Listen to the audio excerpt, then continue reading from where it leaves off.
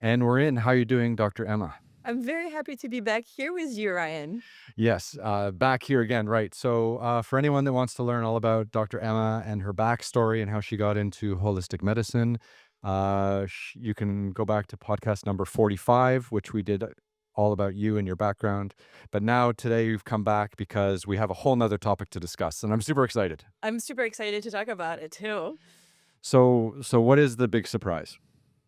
Well, we decided to make a big life change. We decided to stop the vitality center that we had in San Clemente, and we decided to start traveling the world and become traveling healers. Okay, what does it take to be a traveling healer? What does it take? That's a good question. A knowledge of medicine, obviously. The idea is it's more that I want to bring to the community the gift I have and to be able to matched my pleasure of traveling. And we talked about it the first time that I grew up in Africa, that I am French. The accent can tell it. Um, that I lived in the US, that I live on three different continents. And I've been looking at time. And so last time I was here with my daughter, she is almost 20 years old now. My son is almost 23. The idea was I saw a window of opportunity when the kids were going to leave the nest and we were going to be staying in the nest. And I realized that the nest was not that comfortable and that exciting. And I was like, it's time for us to have an adventure, honey. And it took me some time to convince my husband to have that adventure. And we started planning probably 2, 3 years ago after his mom passed. Mhm. Is your husband, does your husband have experiences living internationally as well? Like you lived on three continents, you grew up in Africa. Does your husband have a similar background? So my husband, after he met me, when we were chiropractors, we started in France. Okay. So we had a practice in France for 13 years, and he became European well during the duration. So um, it was his first time really living outside of the United States, but I think it's something that he enjoyed. It's mandatory. I think living abroad, at some stage in your life is absolutely crucial to your development as a global citizen. Hmm. Yeah. I think the world is getting smaller and smaller. My grandmother, she is 101. Oh my God. She's, Is she still with us? she's still with us. She's still alive. And for the last, I want to say 10, maybe 15 years, she's been dying. Hmm. And the last 5 years, she's been stuck in our apartment, not being able to move and get out. And she lives on her own. Until a year ago, she was doing her own dishes, her own food, her own everything. Now she's really at the end of her life. But the main thing she's been telling me is life is short, honey. Hmm. And what I hear her when she say life is short is that 101 can seem very long. But what I hear is that the time you have to enjoy life is short. And if you don't put in place strategies and intention, and if you don't manifest that you want to enjoy that life, that extraordinary life, it's not happening on its own. Hmm. So we're at that stage where our nest is empty, and it's time for us to take on that adventure. So you and your husband are going to leave the kids in Southern California and start traveling the world. Yes, Yeah. That's wild. it's wild. So, I mean, I guess the first thing is like, are you going to travel the world and help people as like a philanthropy, like for free? Or are you actually going to want to practice medicine and travel the world? Like, are you gonna like go to one other country and set up another practice? Or are you gonna like move every 6 months or 1 year? What's the plan? So I wish I was a millionaire and I could not have to work any other day of my life. But it's not the case. So the part of traveling healers is also making money and us making money as we travel. I definitely want to do philanthropy work, and there is definitely mission that are organized by different chiropractic school where you can join that mission trip with other chiropractors, students, and go help for a week. Mhm. So they have places I know of in Tonga Island, in India, in Mexico. So that's part of something I want to set up in place. It's not the first step I want. The traveling Either piece is also where, as chiropractors, we can work in as locum chiropractor, meaning that there's chiropractic offices hiring a little bit everywhere around the world. I have a friend in Peru that told me the day you're in Peru, you're hired.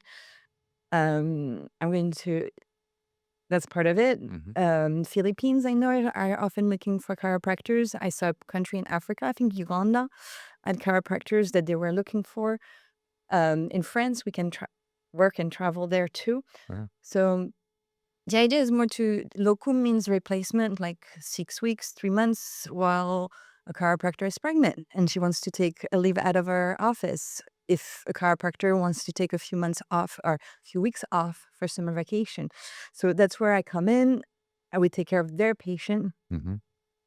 And but I also want to create a community, and I want to meet people that have already created those community. We talk more and more about nomadic lifestyle, and this this is something that I've been exposed to, and that is a lot in my field, where that nomadic lifestyle, that today people don't need to have a desk to have work. And so people are really living in different places, exploring the world, and they're doing it while they travel, while they work remote. Mhm. And I know there's a lot of community of expats that would want and need the care I have, because in different countries there is not the care I provide that as easily accessed than here in California and LA. In LA, you have chiropractors all over, energy healer all over. It's easy. You probably know a few people yourself. When you're in the middle of Africa, Mhm.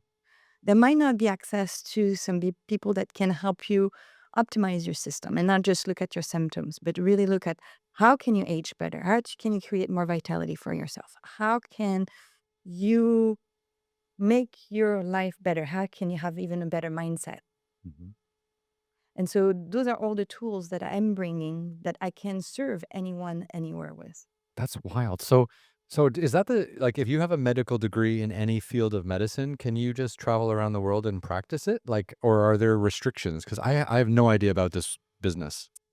So the medical system is very regulated and you need a license in a lot of places. As a chiropractor, I do need a license. I have a license in California and I can practice in California, and that's not a non-issue, but I'm not licensed to practice in Florida or in Tennessee or Oh, really? It's state by state. state by state. Oh, I didn't know that. Yeah. So what I do is not just chiropractic.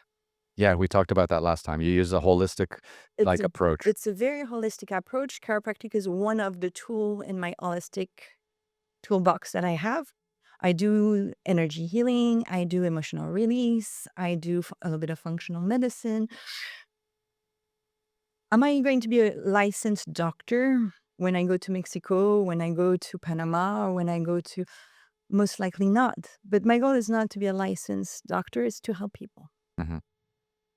and finding ways to help Mm. individuals along the way. Well, there's a lot of people out there, so you'll probably find a lot of people who need help. And I remember traveling when I was younger, when I was a young chiropractic student and not married yet, not having kids. And I remember that as soon as you say, "Oh, I'm a chiropractor," "Oh, please touch me." Mhm. And that was the main reaction of people: "Please touch me. Please make me feel better." And people that don't have access to that, I think we can make something good out of it because it's bringing something to them that they don't have access to. That's amazing. So how do you pack up your whole life and just go? And how do you decide like how long you're going to stay away for? Like, are you going to go for a year or 5 years? Or I mean, are you packing up your whole house and selling it or renting it? Or are you going to keep it? Like, there's so many questions. What do you do with your cars? Like, that's wild. So let's start with one. So we decided to remove ourselves from California, but to come back every 3 months. Mm. So every 3 months we will be back. We'll be back to see our kids. We will be back to see our family because we have a big family here in California, and we will be back also to take care of our patients that have been they're very happy that they're very unhappy that we're leaving, but they're very happy that at least in 3 months they're going to be able to see us again. That's nice. So yeah, So yes, we're selling the house. Yes, we will be selling the car. My car might be handed down to my daughter. Um, we're still in the process. So yes, right now we just closed the office. So December 21st was the last day in the office. It took us 10 days to empty out the office, to clean it, so that we could give the keys back. Just that was so much work. I bet. Yeah, that's a lot. Like you're shutting down your practice and shutting down your home and everything. It's a big, It's a big one. it's a It's a big big one. commitment. It's a big commitment. Some, you know, I think it all started with the realization that we could not stay here. And So why? How is that? How is that? Like, because we're in Southern California, right? This is where everyone wants to live. This is sunny every day. Beautiful ocean. People come from all over the world here, and now you're leaving. and I'm actually happy and excited to leave. Hmm. It came to the fact that the house we lived in is an inheritance, and so we don't own it. We own a third of it. Hmm. So we need to pay back off the 2/3 that we don't own. And so when I started looking at this and when his mom passed, I started being like, okay, to take a loan for that amount of money, we don't have the practice, we don't have the finances to be able to afford that house. At this point, it's working because it's an end down house and it costs us a lot less money. But if we had to, even if we sell the house and find something smaller, cheaper, it's still very, very expensive to buy a house in California. So the staying in California was not really an option for us. I didn't see a longevity there. I didn't see us being able to age, retire, make enough money until we retire to be able to retire successfully living here. So very early on after his mom passed, I recognized that we had to find an exit strategy. And we could wait until it was time to pay and struggle and be the victim of our life in a way. Hmm. Or we could manifest a different life and decide that we were going to have a great adventure rather than this not being able to stay was going to be like, Hmm. So this is as much retirement planning as it is going off on a vacation. Like you don't really see yourself ever coming back to California and settling full time again. California is not interesting to me anymore. I found that as much as, yes, there's the ocean, there's the blue sky, it's overpopulated, it's very toxic, and it's hard to find food that is healthy. That's true. Yes. And I'm a very health conscious person, and I like things that are easy, and easy for me, but easy also for my client. And what I find it hard here for my patient is that it's hard to give them directive to make themselves healthy because it's hard to find the food that you can eat. Because even if, I mean, let's talk just about bread. Bread has been the foundation of food and the basic food in Europe. And that's how my ancestor survived with bread for so many generations. When you eat bread in the US, you create inflammation in your system. When you create inflammation, you create disease. Mhm. That's simple. Yeah, it's crazy how many chemicals are put into food in the United States that aren't put into food in Europe and things like that. And actually, I hope there's been a lot of talk that maybe the next few years there could be some changes around this. I'm really hopeful for what the future will change, but I could not make my decision waiting on that election.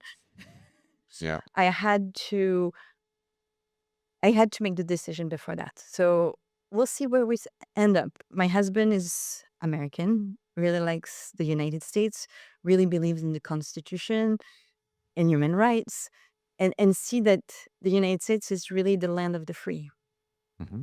and really would like us to stay in the United States somewhere. So we're looking at Florida, we're looking at Tennessee, we're looking at South Carolina, just areas that are a little bit less expensive than California and still a little bit sun, pretty weather. The ocean for me, it's too cold here, so a little bit warmer ocean would be wonderful. Mhm. But in that idea, Okay. Well, that's exciting. Like, these are big life changes. very big, very big. So, okay, so I understand the situation with the house, the cars, the kids are in university or My kid, yeah, yeah. my kids, my 23-year-old started working a long time ago and was ready for moving out of the house and is really excited to have his own apartment to start his adult life. And I'm excited for him to start this adult life, to be without us watching over him and telling him whatever. Do your kids share a same passion and desire for travel that you have? Like, are you would you know, do you think you'll have a plan of bringing your kids out into the field to show them things? I would love to. Yeah. My dream is that we'll travel probably for a year, maybe 2 years, and we'll figure out where on in those travel where we want to settle up for the next by our next house. Mm. And the next house should be a place where we would welcome people in for like retreats, so that we can help them heal, but take them out of their environment, give them good food, give connect them with nature, with spiritual connection to nature. Give them some activities to do. Like I would love to find a place where you can swim with dolphin, or Yeah. Yeah, this kind of, that I've heard that, like, swimming with dolphins or, like, horse training, like equine therapy, like that's amazing. yeah, very, very popular, and very helpful. I think as soon as you put yourself in contact with nature, with animals, something happens within you Mhm. and it slows you down and you understand something that you don't understand and the craziness really. Yeah. No, that's true. Like, I go hiking once a week, Hmm. and I wish I could go more, but I'm busy. But like, if I miss a week and I don't go hiking, I feel like shit the next week. And then when I go hiking every week and I get the sweat and I'm out in nature and I drive about an hour outside of LA, find a nice little place. It sets up my whole week. It like rebalances everything in me, and I'm like ready to take on the world again. But when I miss it, I absolutely feel it. And I think it's so important in LA to be able to do this for yourself.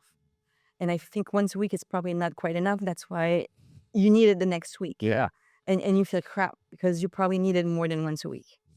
But we need that nature around us. And I see so many people and I met so many people right now that are telling me I'm a city person. I just like being in the city. New York is my favorite area. Yeah. Claustrophobic. I find it amazing. I just for me I want nature. I want trees, I want flowers, Mhm.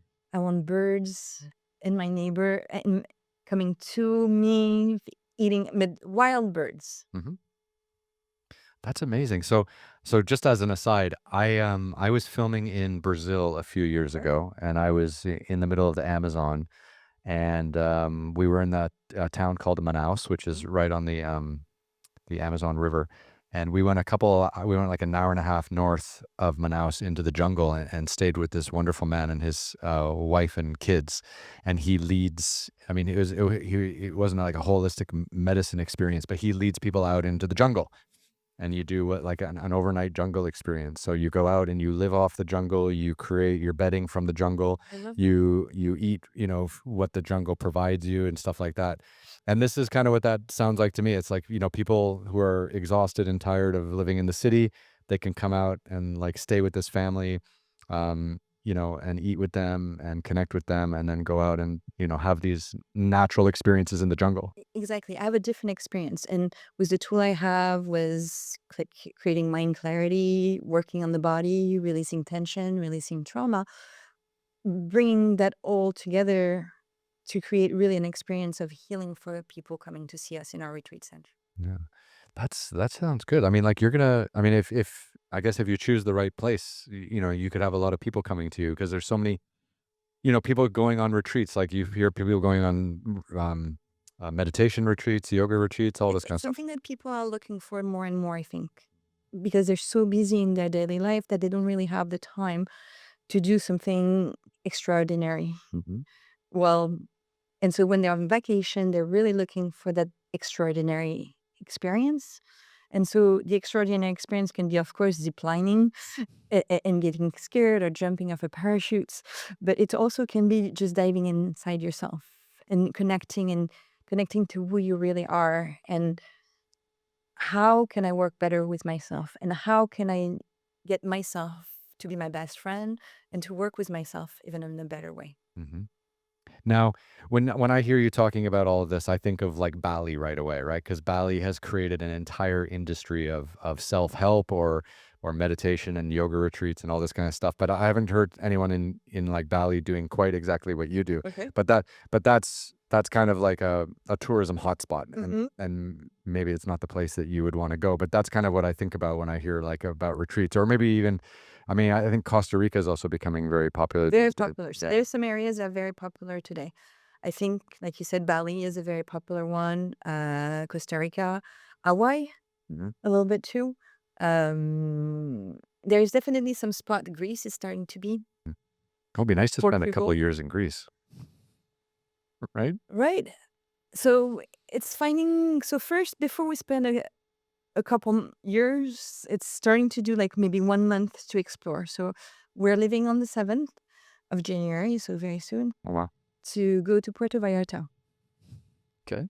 And so, and that idea to explore Puerto Vallarta, and yes, there is that fun scene and that alcohol abuse and that drug, and but that's not what we're looking for. We're looking for areas like this that maybe bring a lot of people because it's beautiful, but where we can give people a different experience of that area. Mhm. And maybe we can work with different resorts that are already present, offering services in terms of healing to those resorts. So then again, it's all looking at the how to do it, Mhm. having visa, having licenses, having depending on how it works. There's definitely things to look into. Is Mexico easy to arrange all that? Because Puerto Vallarta is in, is what? Mexico, It's on the Atlantic coast, it's on the Pacific coast. Pacific coast, yeah. It's under the Sea of Cortez. Mm. So there's Cabo on the point, and after that, on the other side of the points, there's the Sierra Cortez, and it's a little bit down from the Sierra of Cortez. So to be a resident in, what I understand is to be a resident in Mexico is not very complicated. You just need to invest. And Costa Rica is the same way. It's not complicated to get a resident visa Mhm. so that you can travel there and back very easily. To work, there's more pieces to it. So you can create a business in Costa Rica if you hire locals to work inside of it. So you create a business to create jobs for the local population. So there's ways to go around things like this. I feel like we're really at the beginning of what we're really trying to look. We're at the early stage. So the first is really to start looking around where we're not at the retreat center yet. Mhm. We're really starting to look around to where is it the next place we would like to call home. And the best way for us to know that is to look around and to see what I really feel like the world changed a lot since COVID. Oh, that's the truth, yeah. And I'm curious to see how it changed and how the different areas are affected and how what are the community needing in those different areas. And how can I be of service? Mhm. So who's in charge of picking which country you go to next? I'm a lot the planner. My husband, my husband will support me, but it feels like it's more like my adventure. It feels like he had most of his adventure before chiropractic school. So when he was 18 or 20, he came to Europe for the first time. He did some traveling. He really enjoyed himself for a few years before even going back to school, becoming a chiropractor. So it took him a while Mhm. to get started. When I finished chiropractic school, within 3 months I got pregnant. Within a year we had a chiropractic office. Within 2 years we bought a house. I mean, it went very fast. We never really had a chance for adventure. And I'm a bit of a Sagittarius, so I kind of need my adventure somewhere. Well, that's great that you, like, took the time to understand yourself and communicate with your partner about, like, where you both are in your lives, and what you both need to be happy moving forward. Like, not a lot of people give themselves the time and the space to figure that out. And then, of course, people don't communicate very effectively at all. So then they don't even talk to That's their true. partners. They just get angry all the time for no reason. I think we live in a world where we're so stressed and so busy, and we're so stuck into that hamster wheel that if you stop the hamster wheel, you fall and it hurts. So we're in a state where let's not stop. Let's keep going, keep going, keep going, keep going. And in a way, we're kind of prisoner of our habits. So when I started seeing that vision that no matter what, there was an end to where we were going, I wanted to take charge of that hand. And I wanted to create something more beautiful than what we had so that we were excited about the next step rather than being sad and depressed about losing everything we had created. So I think it's through planning, through communication, through making sure that life happens the way you want it to happen, that we're successful. It took me some times to get him on board with this adventure idea. At first, when I started to talk about him, and we're very good about talking when we're doing our nightly walk. So we walk every night. That's part of our health routine. And so we walk every night, and during that walk, we talk about the day, we talk about our dreams, we talk about what we want, we talk about the office needs, we talk about the kids. And one day I remember I brought it up. I'm like, okay, this cannot continue like this. I want to travel. I want to create the next step. And he's like, no, no, no, this is not possible. And his first response was no. And that was 3 years ago. So you slowly wore him down. If that's how you want to call it. Just continuing. No, but I mean, that's interesting that you came up with the idea 3 years ago and now you've put it into action. Because I feel like a lot of people listening to this conversation, like they have these dreams and ideas too. Like you reach a certain point in your life where your kids are independent.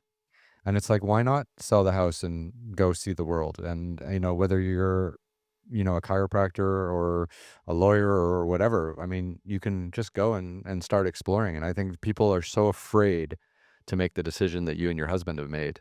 Because it takes a lot of courage, I think. I think it is too. It does take a lot of courage. What I see is that people are most afraid of the unknown. Hmm. And even if it's peaceful, joyful, unknown, then to stay in something that is known, but it's not comfortable. So for me, I recognize this and I see this as a pattern in a lot of people. And I think I want to thank my mom for this, for helping me from a very young age recognize that life is extraordinary, that living is extraordinary, that we can make it even more extraordinary by choosing to make it extraordinary. Hmm. And I came the first time to the US, I was 21-year-old.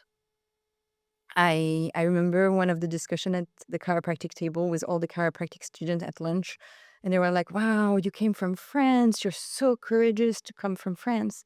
And at that time, I was like, "No, I was not courageous. I was stupid. I didn't think about it. I only knew what I wanted and the way forward, and I didn't look at all the other stuff. That was how would you learn English? How would you listen to become a chiropractor and understand your lessons when your English is so poor? How would where would you live? How would you travel? How would you make money? How would you have money because I mean, even a student in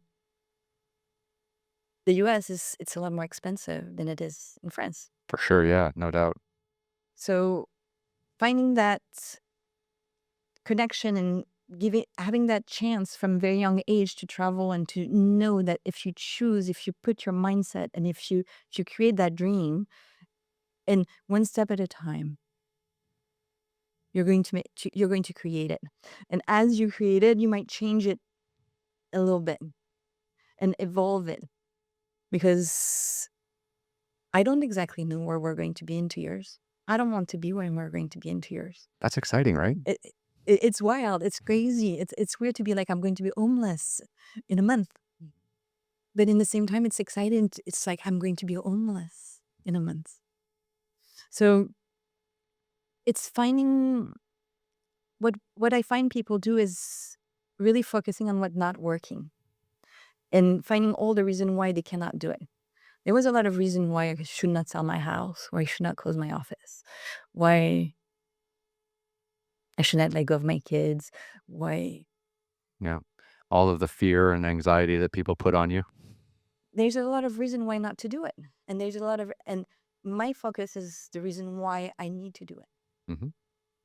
Well, the kids thing is very interesting because, like, obviously, when you have adult children, like they will benefit massively by watching you go off and live your life I and agree. follow your dreams, right? Instead of staying in a job maybe or in a lifestyle that doesn't really suit you anymore. So I think like, and that could change their future as well by watching by watching the example that you're setting Hmm. can have a profound effect on their life too. After is it a bad example I'm setting? No way. To travel? Come on. I love traveling as well, but no, it's courageous because it's funny. I think most people who grew up in North America, and I grew up in Toronto, like we did what your husband did, right? We graduate from undergrad or whatever, and then we travel around for a little bit if we can, and maybe work in the summers so that we can save up enough to travel around. And then when we're done with that after a year or two, then we come back and like get a real Settle for job. life. Yeah. And then most people just work until they're like 65 and retire because that's what we've been brainwashed to do, which is complete garbage. Because then by the time you're that old, you can't really enjoy. Enjoy traveling. Right. So then doing it now. For me, it was very important to start doing it now. Mm, And a year ago, I traveled to Europe. I traveled to France for the summer. And I realized that my physical condition was not in top shape and that I was aging and I was not as able to go up all the little stairs in cute little towns and walk around as much as I wanted to. So I started to put myself under a program where I work out every day for 30 to 45 minutes so that I prepare myself to this adventure I wanted to create. mhm.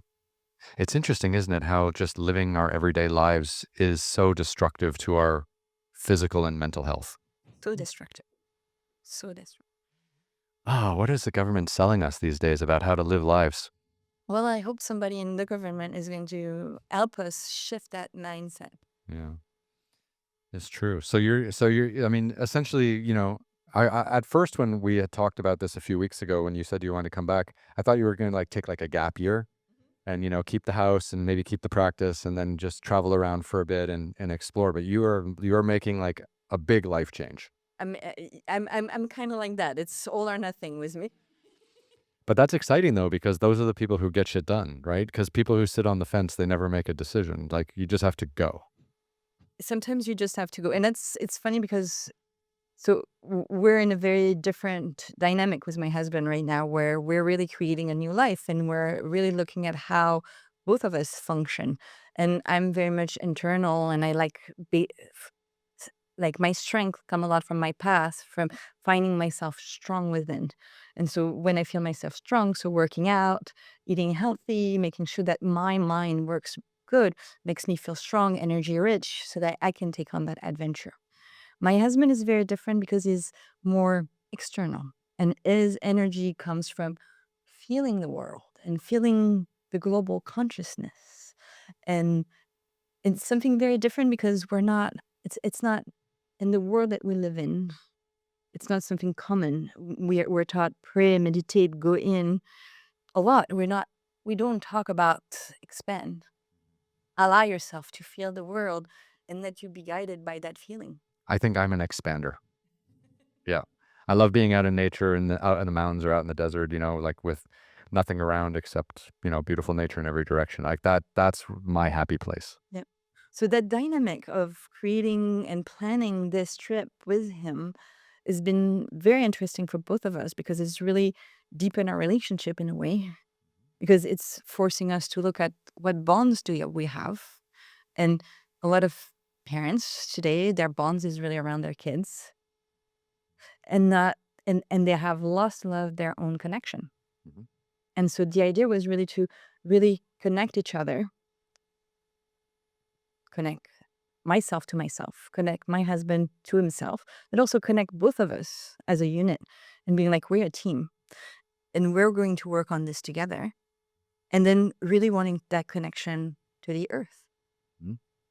So we decided to call ourselves Two in Harmony. Two in harmony. Two in Harmony. That's sweet. Because it's that quest of harmony that we're looking for. To grow ourselves, to grow our couple. And for me, those past months have been very interesting in the dynamic of that couple. There's been some arguments, there have been some growth, there have been some healing that happened, and it's been beautiful. And I'm very excited about that next stage of life. When I see so many women that come see me are kind of done with their husband and they kind of feel like they're stuck with them for the rest of their life because that's how it's done. Yeah, I suppose. And I'm like, I don't want that for myself. I don't want that for my kids. I don't want that for anyone.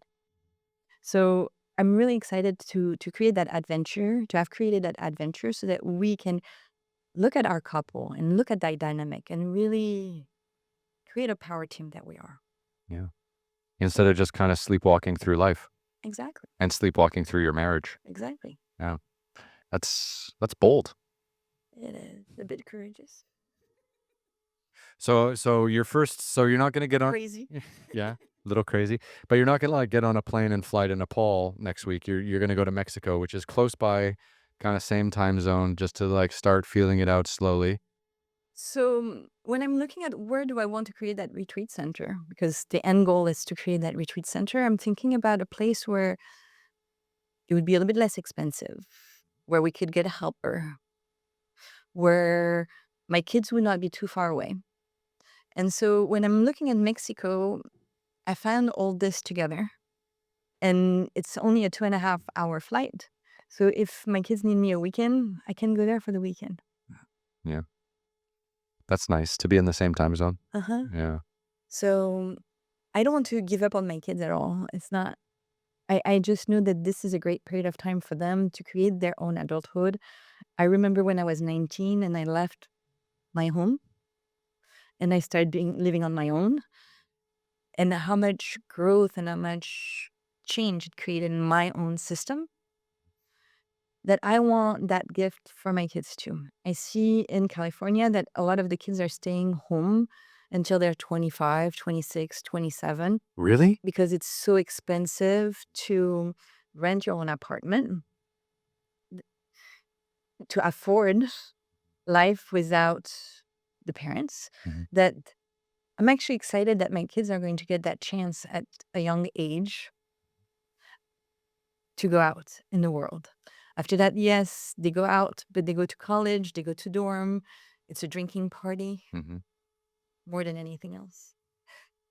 Would you like to see your kids take up passion in traveling as well? It's a tricky question because I remember talking to my mom a long time ago, and she was always talking about traveling, and we always had National Geographic magazines, and we were always looking at parts of the world. And then at 22, I moved to China, and I stayed there for 18 years. And I didn't think that it was what she meant when she was like, "You should travel and see part of the world." And then I just went and disappeared for 18 years. So that was a bit much. So I had an assistant in my office called Rachel, and Rachel is 30 years old. And when we started talking about our dream of travel, our dream of creating something different, she's like, my dream is to live in Hawaii, Oh, that's a good dream. right? And she, because of what we did, and because she saw our evolution and we shared it with her as we move forward, she moved to Hawaii on January 1st. Oh, good for her.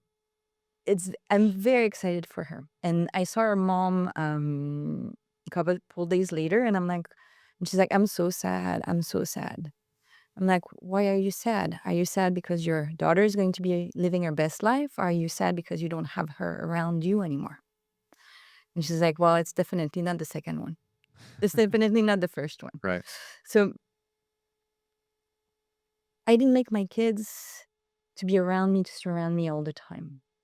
I make my kids to really, I want them to be the best human beings they can be and to have an extraordinary life the same way I had. Um, I hope they're going to enjoy traveling the same way I do. Hmm. I hope they're going to find a corner in the world that they would love and that they're still going to explore around it, because I mean, when you travel, you know how magical the world is. It's amazing. It's amazing. I think this move of yours is gonna inspire a lot of people to follow like you're like the lady that moved to Hawaii, people that are in your ecosystem or your sphere of influence, your friends, your family, etcetera, your colleagues, your patients. Like, I think, this kind of move is the thing that inspires people to. Want to do the same thing? Yeah, and also to, like, reevaluate their lives and really, like, you kinda give some thought to, Mhm. maybe they don't make a change, but maybe they think about it a little bit. You said like it's a bad thing to reevaluate your life. I think you should reevaluate life, like, a few times a year, like, take time off, be alone, maybe with a partner, maybe not, but and really, like, go out. Like, that's why I love going climbing and walking and stuff like that, because that's where I have all my best ideas, that's where I come up with where I wanna live and how I Your wanna live. brain works like mine. No, but it's true, like, people never give themselves that space to really think Mhm. about who they are and what they want, they just kinda follow the herd. What they want to create, Yeah. who they want to be. And I think this is really the start of shifting into who I am in a deeper way. Yeah, it's like the next stage of your evolution. Exactly. Yeah. That's how I see it. Post-parenthood.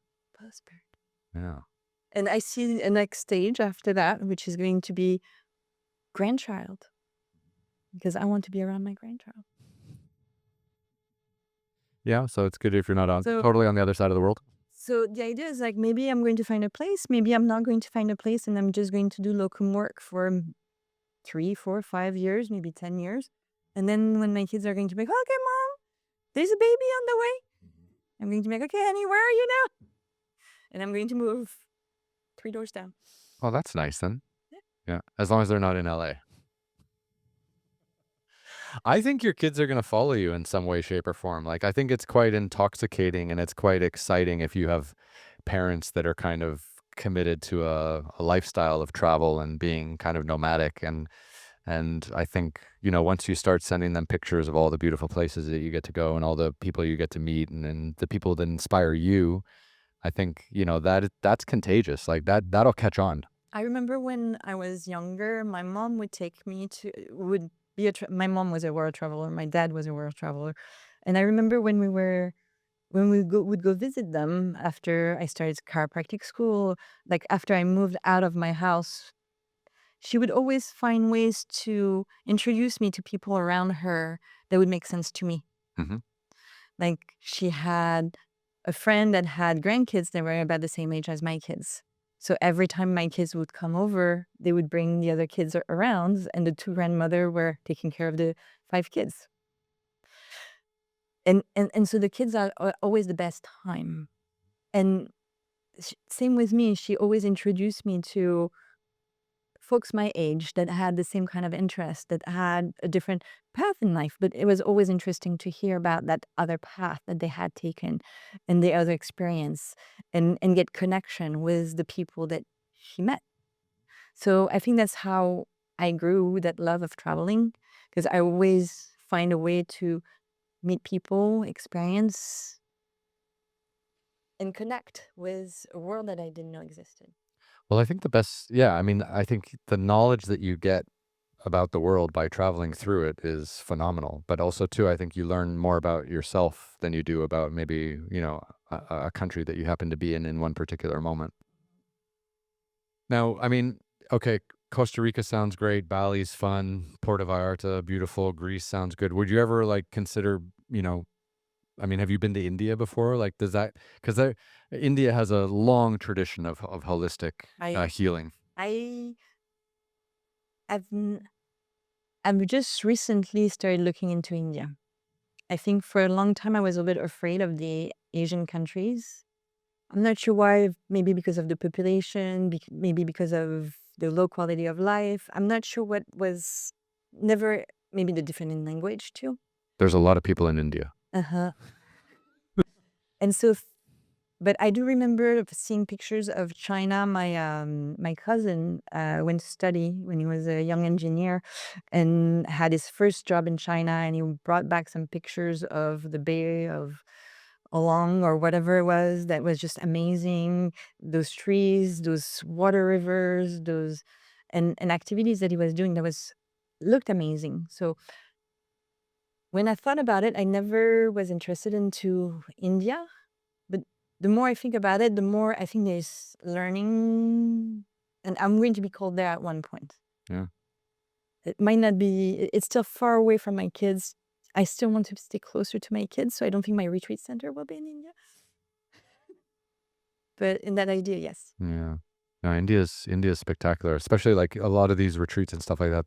They're sometimes they're up in the mountains, like in the Himalayas and things like that. And you get this combination of, learning how to heal yourself, but then also being in a spectacular visual setting surrounded by snow-capped mountains and stuff like that. Because I did a big motorcycle trip in India a few years ago, and we stopped in one of these places and Mhm. and did like a little tester just for camera and stuff like that. And the local person running it was super sweet, and then walked us through why people come there, and a lot of people go there to do these silent meditations, Yeah. so they don't speak or Go anything. in the dark, Yeah. go in in silence, in darkness, yoga, 12 hours a day.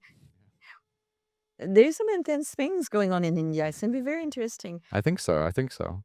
I think there's a lot to learn there too, because I think, like, a lot of Western medicine doesn't really understand what's going on in Eastern medicine.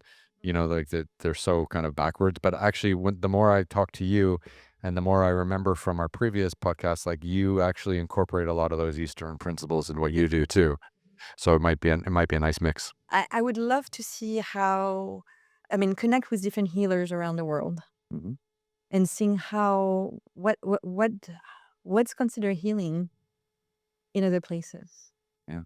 Here, it's like, oh, you go to the doctor, you talk about your symptoms, you get a few pills, you take your pills for a few days, and hop. They give you side effects, so then you need more pills for the side effects. That's kind of it. It's like, I have a headache. What do I do about my headache? It's like, okay, I take some ibuprofen every day. Mhm. But it stops there. And I like more the holistic aspect. So if you have a headache, it's your body talking to you. What is your body trying to say?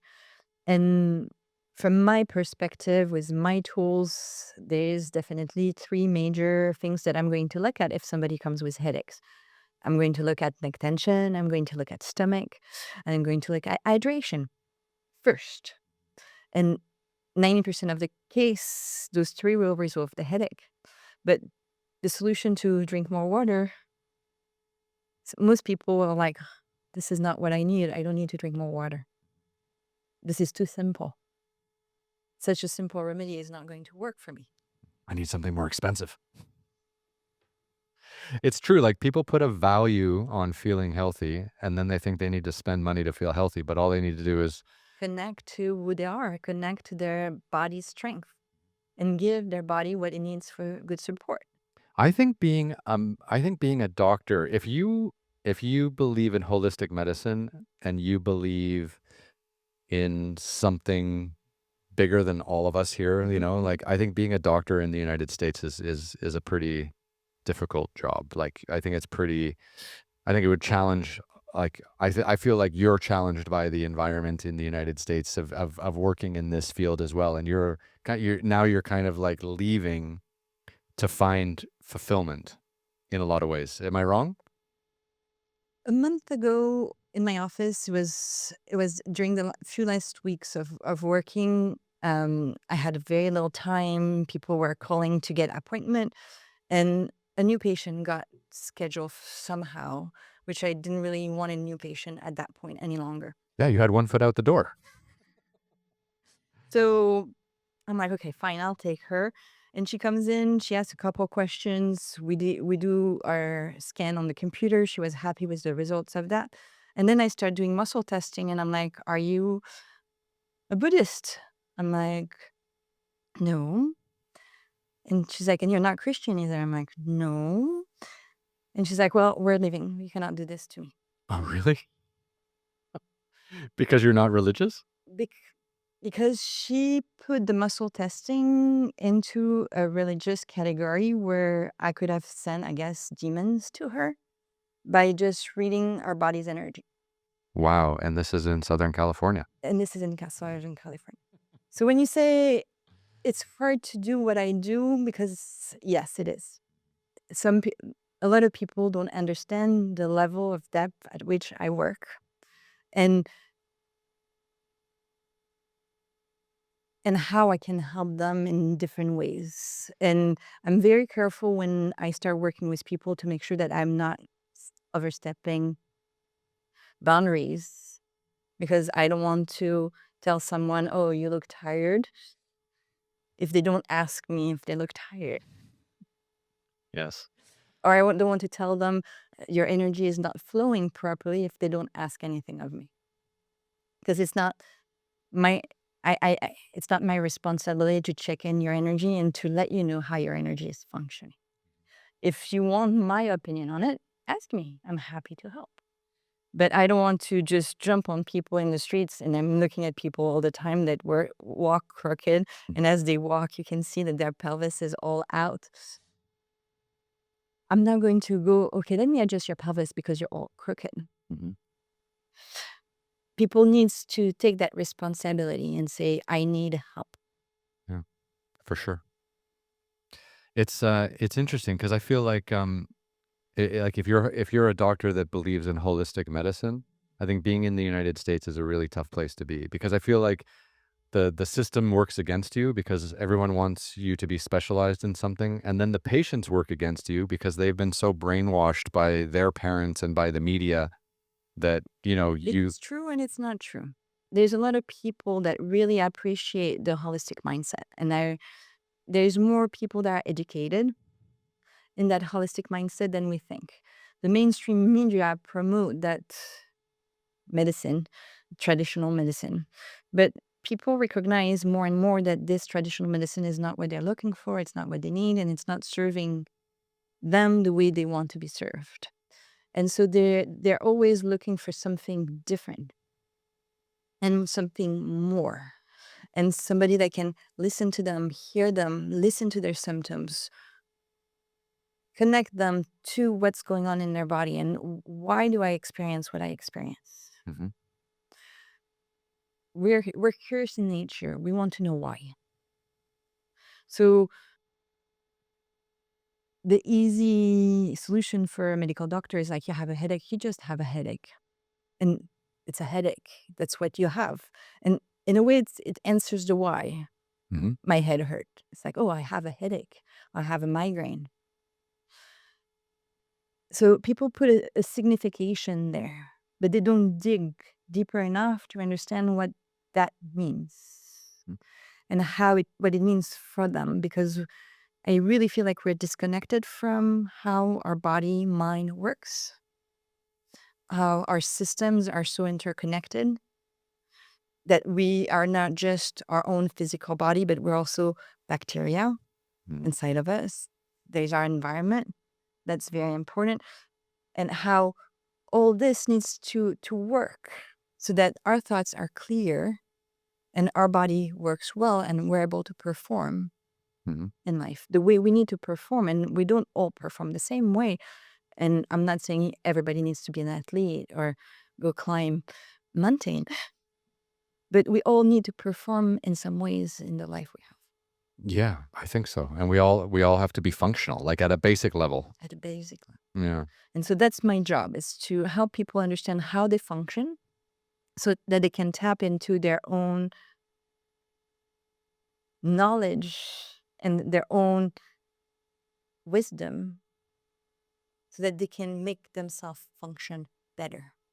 Which countries around the world do you think have a great understanding of holistic medicine and kind of this idea that, we're all connected and being connected with nature is really important? Like, I mean, because obviously I think the United States is probably at the bottom of the list or one of them, I but think China is probably interesting. mhm, I think from what I see even in school, that they teach kids how to do yoga, how to breathe from a very young age. There's a mindset there that is already giving power. After that, there's other issues linked with other things.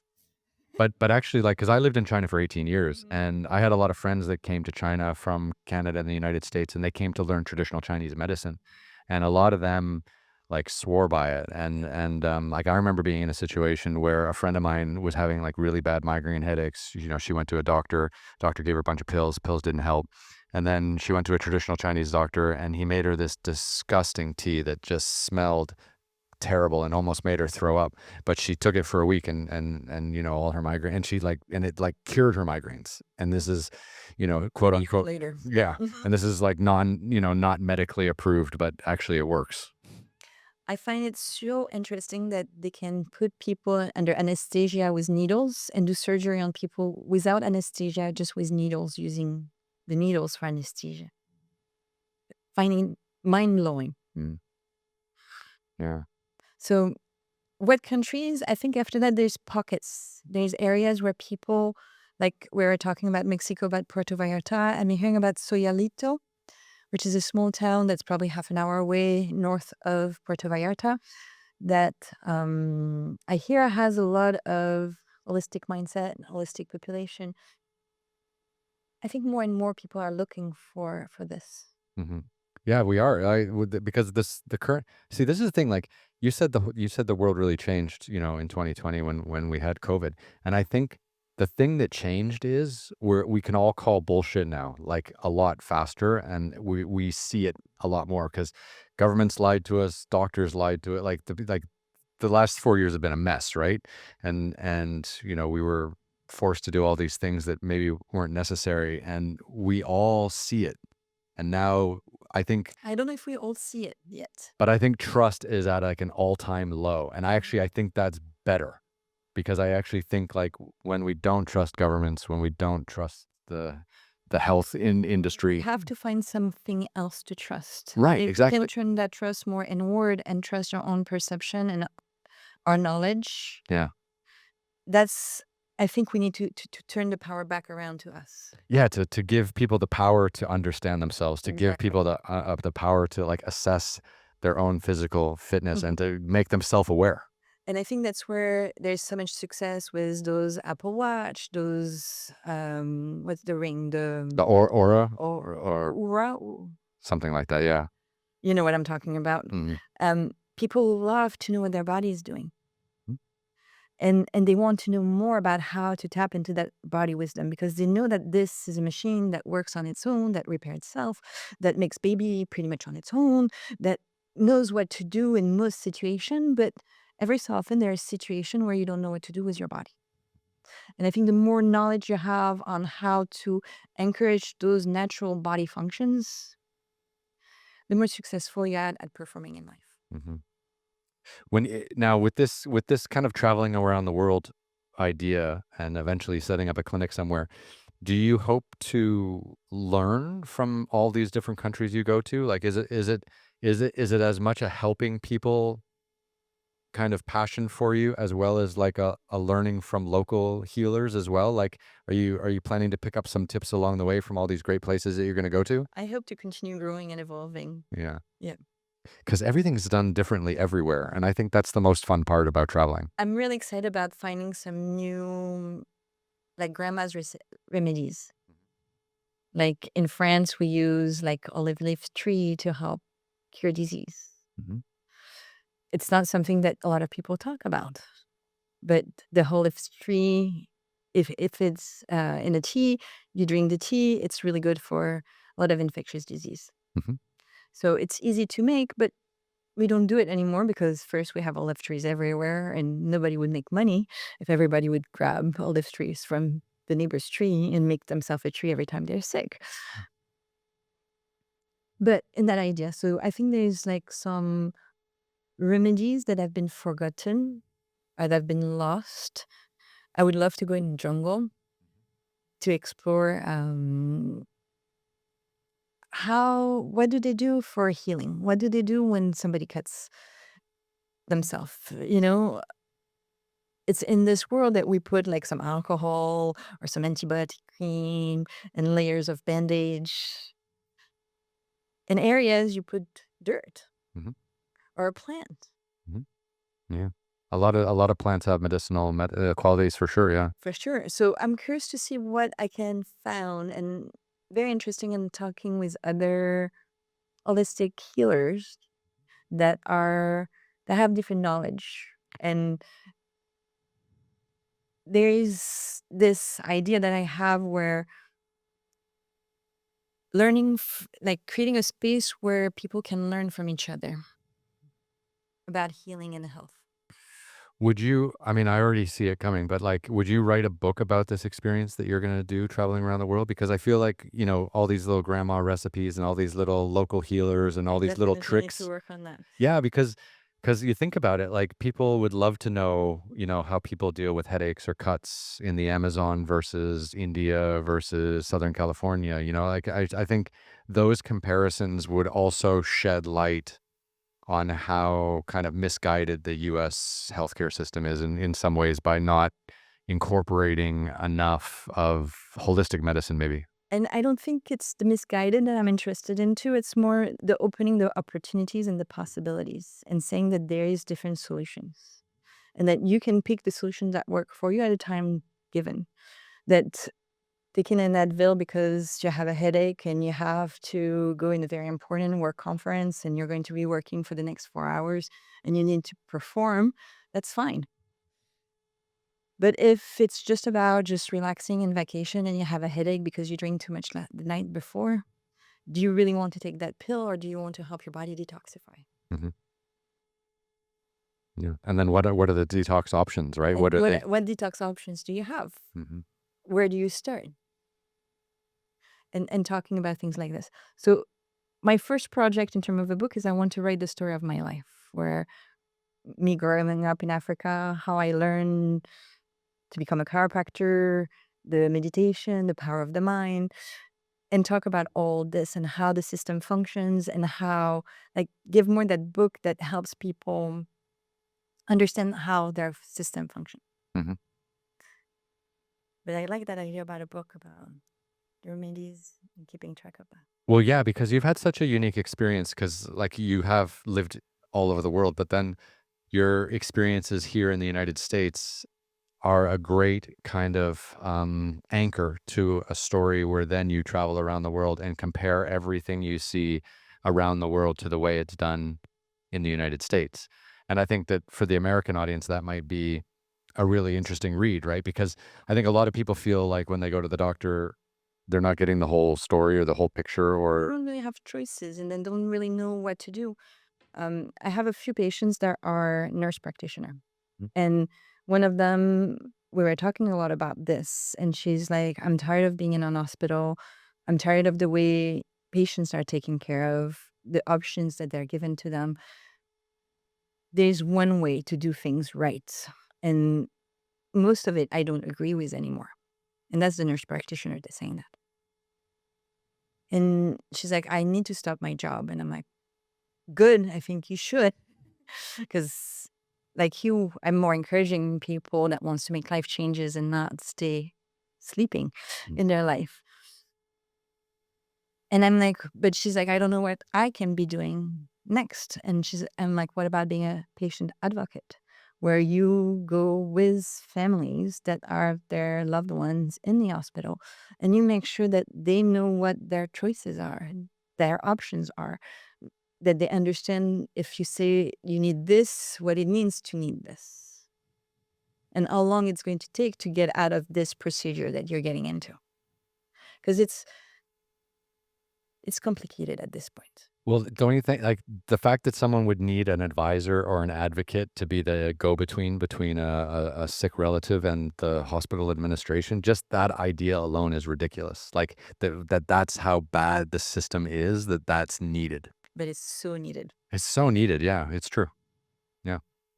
It's funny, like, I've lived all around the world, in a few different places, and it's been a good adventure, but there's nowhere else in the world where you feel so manipulated by marketing and by the desire for every company in the United States to create like a forever customer.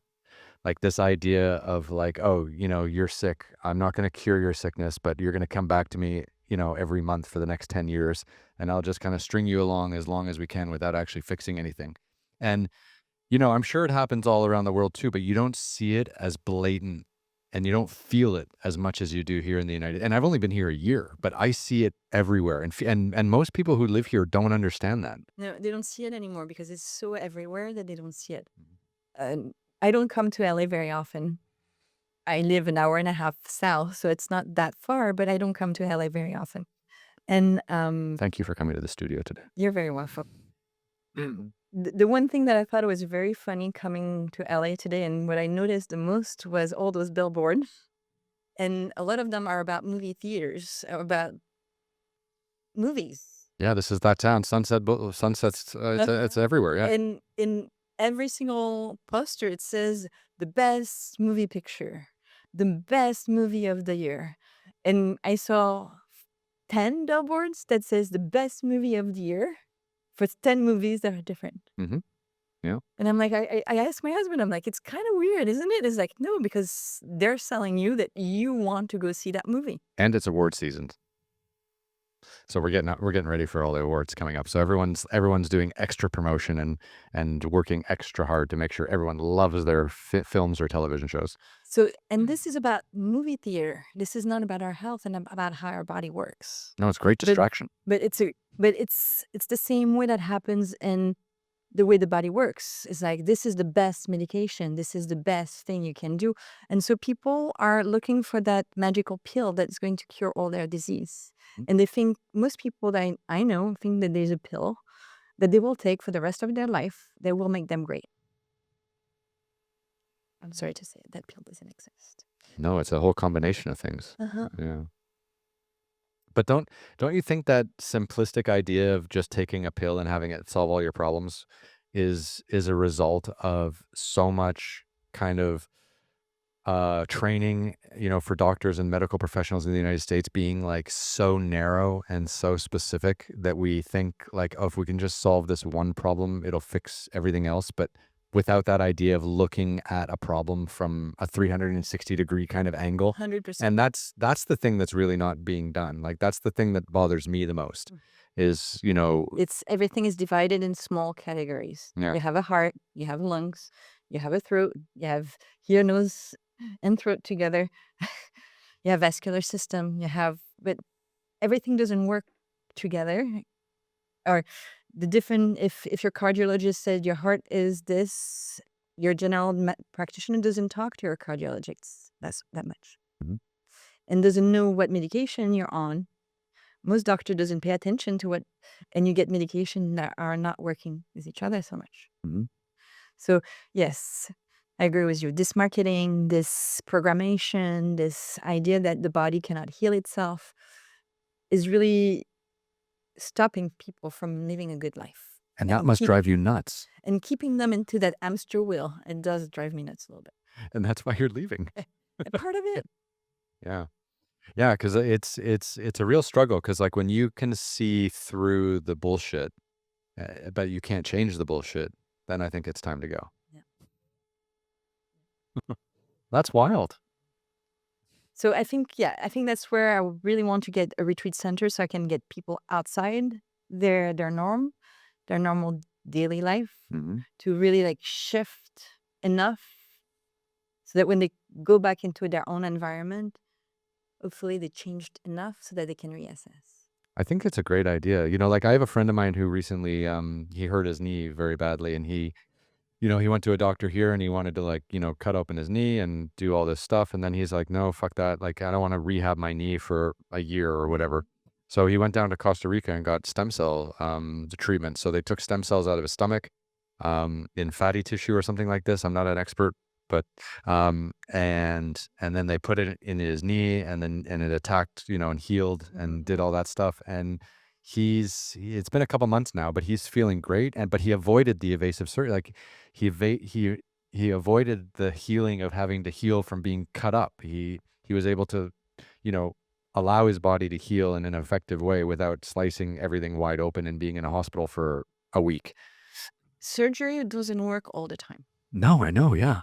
I think there is a 50% chance that the surgery will be successful and a 50% chance that you might be worse after surgery.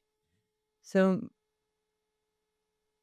I think for me, if you don't do the surgery, yeah, there's things to do before surgery. After that, if you really need the surgery, you really need it. My dad is a surgeon. I have respect for what he does.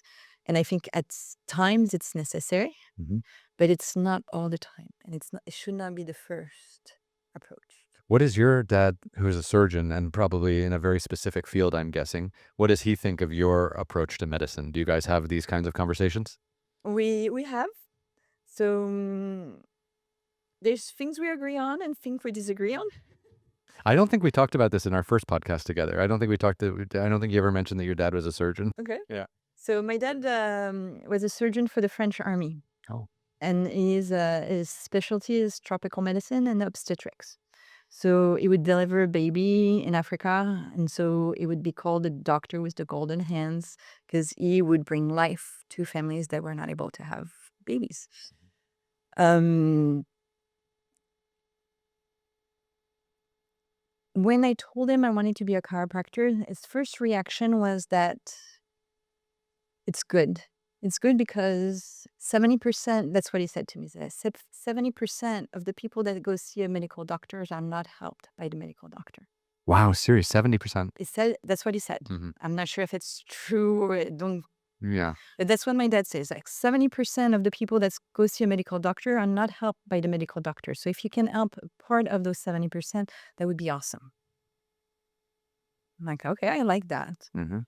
And then we started talking after I started going to school about the nervous system, about chiropractic and the role of chiropractic, about how in LifeWise Chiropractic School, they had a program where they did some research on AIDS and chiropractic and how patients that have AIDS have actually a higher T count and so are resisting better to AIDS than people that don't get chiropractic care. Mhm. And talking about cancer and how optimizing body function with chiropractic as a tool can help people cope with their cancer better. And they were doing research on both those aspects when I was in chiropractic school. And my dad was like, "No, this is not possible. And this is something I refuse to talk about." It's like the body does not work like this. You cannot cure heads. You cannot cure cancer. Mhm. Yeah, those tough conversations. It's a tough conversation. So it's hard to have this conversation with medical doctor.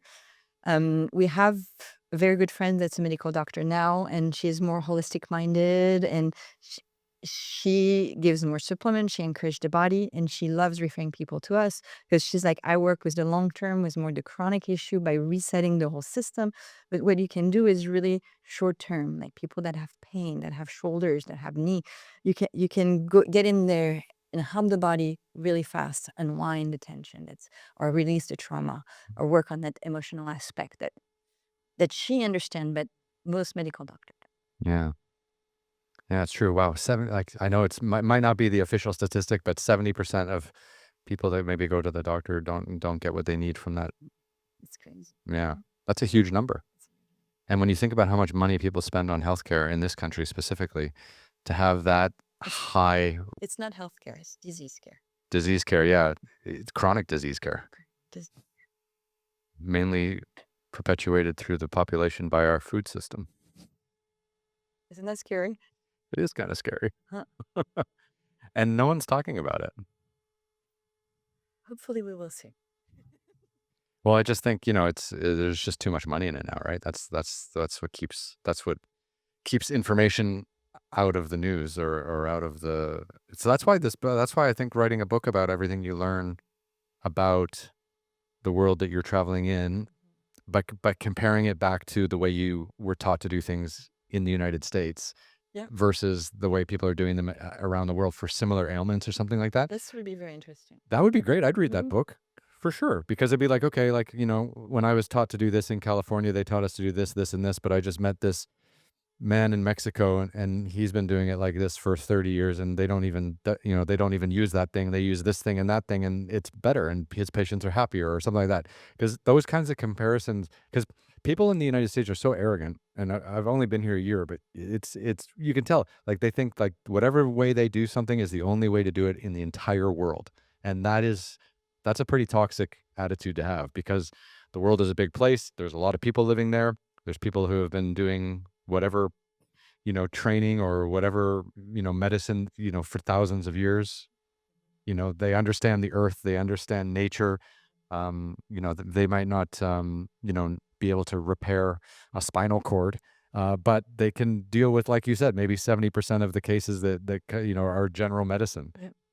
Yeah. So yeah, I'm very interested in discovering exploring the world again, Mhm. just seeing how it changed, seeing what the communities are like, what people needs, what people are thinking. Mhm.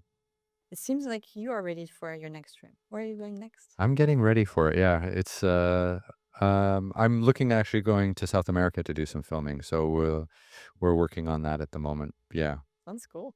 Yeah, because like resettling here has been very interesting, Uh-huh. and I look at when I talk to people about like moving to the United States, I look at it more of like a science experiment because this country is crazy and this city that we're living in is insane. So I look at it in that sense, like I'm part of a grand science experiment, and I get to talk to people about it every day, which I love. But like thinking about settling here with all of this chaos around us, and especially coming out of like an election year and all the crazy talk that was going on and assassination attempts. And, yesterday there was a bomb or something that exploded in Vegas in a Tesla truck at the Trump hotel. Like there's just all this craziness going on in this country. And, but because I haven't lived here my whole life, I'm not overly connected to it. So I can look at it, you know, with a bit of distance, which I really enjoy because I think if I was, you know, if I had grown up here and Like really, this is normal. This is the way life is. I'd This be is, very disappointed. and I think that's why people are so sick because they're kind of disappointed. Our hearts are not filled. It's not fulfilling to buy really expensive clothes. It's not to go see a show. I mean, it's pleasant. It's entertaining, but it's not fulfilling. One of the greatest times of my life was when I was living in China for 18 years.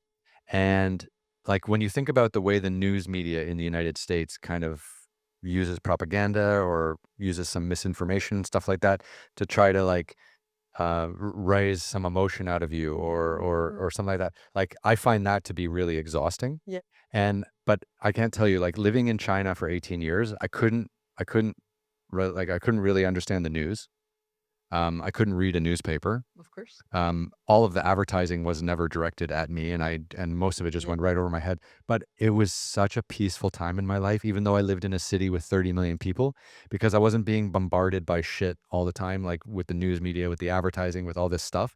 And I was almost like my mind was relaxed.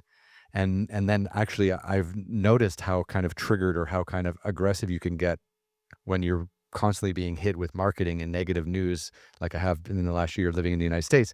But it's funny, like if you can find a place in the world where you don't speak the local language, you create this like little bubble for yourself where you don't have to stay up to date with politics and business and finance and careers and all this other stuff going on, and you just end up living your life. And Living their life. It's amazing. it's so peaceful. It's so peaceful. I'm gonna end up on a mountain in a cabin by myself probably at some stage, but, I'll create my own little hermit, Center. yeah, for people who wanna get the hell out of Dodge. Yeah.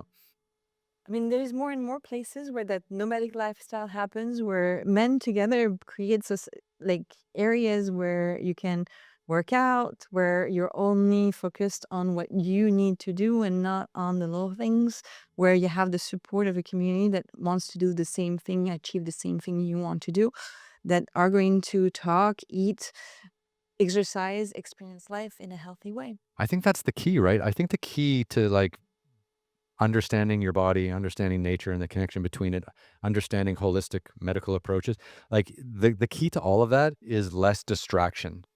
And I think in the Western world, everywhere, you Being know, distracted, constantly, constant. like, we can't even like, people don't even sleep anymore. And sleeping's gotta be the number one thing on your list for healing, right? Yes. And yeah, and people, like, are watching streaming, binge watching on their How many TikTok. people tell me that they fall asleep with the TV on, they fall they wake up, the TV is on, and they start watching like 6 a.m. and I don't know when their eyes closes in front of the TV, they fall asleep, passed out. And I cannot sleep at night. I don't feel good in the morning. Yeah. Tell me about your routine. Okay, first rule, turn off the TV. But first rule, turn off the TV. A week later, I sleep so much better. Mhm. Don't even have a TV in your bedroom. That's the first step. First rule. Yeah. It's funny, there's a comedian that I love, his name is Ronnie Chan, and he's, Malaysian, and he lives here in the United States. He's on The Daily Show, and he's like, people nowadays in the US, they have their phone, and then they have their iPad, and then they have their television, and it's just like Screen. people are just trying to pack as many screens as they can between themselves and the wall, because we all have Between themselves and reality. in reality, yeah, like we all have such like massive ADHD. No one can focus on anything anymore. We're all being completely distracted. And no one's sleeping. I think it's because we're so uncomfortable in our own reality, because we don't take the time to, what reality do I want to create?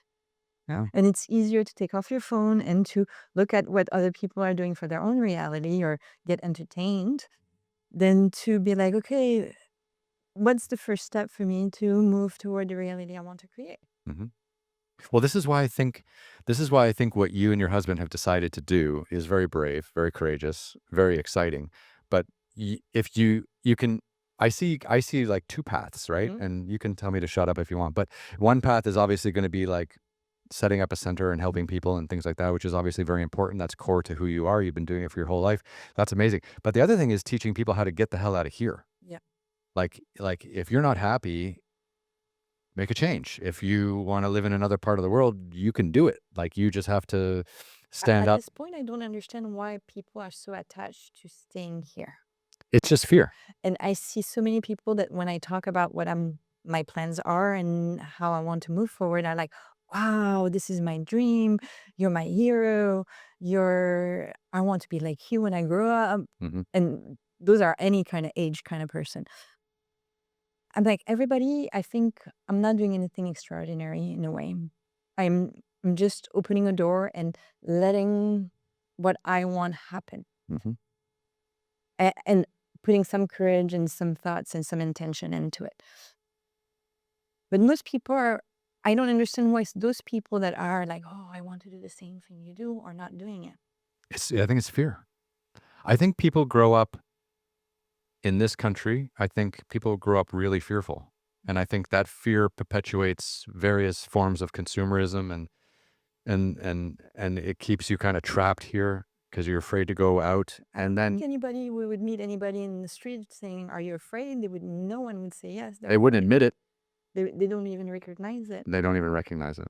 And I think the first step is recognizing that you're not, allowing yourself to see the shadows. hmm Being able to be like, I'm not happy here. Why am I not happy here? What is missing? And again, it goes with that reflection. Yeah. And it doesn't even have to do with like finances. Like a lot of people say like, "Oh, I don't have enough money to travel and stuff like that." But then I know a few people who are like very wealthy and they're afraid to travel. Like they're afraid to leave the United States or And it doesn't have to take a lot of money to travel. no, not at all. No. I went all around the world for years broke. After that, you might not be making a lot of money while you travel, but there's that fear of not having enough money for your old age. Yeah. That's true, right? The retirement fear. That retirement fear is like, what would happen if I don't have my nest eggs for when I'm too old? Yeah. Who would take care of me? My mom is 74 now, and her favorite thing to watch on YouTube is retired couples who have left North America, who are living in like Portugal or Costa Rica or yeah, exactly.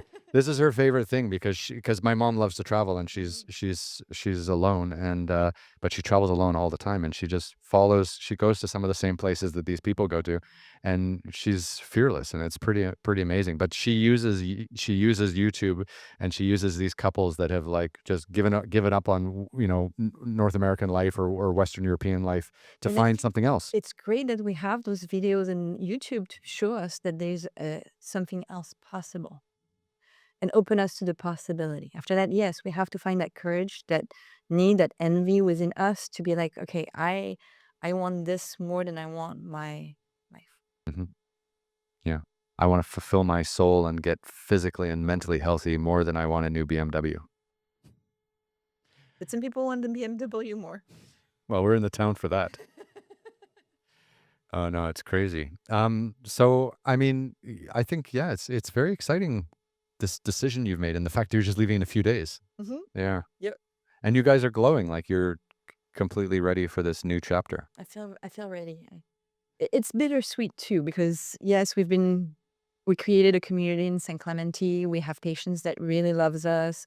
I received so much love the last month I was there. Everybody coming in being like, "Oh, I'm going to miss you so much." So it's a bit bittersweet too, to to, to live this. But I think what I'm going to get out of that year or two of travel is going to be so much more Mhm.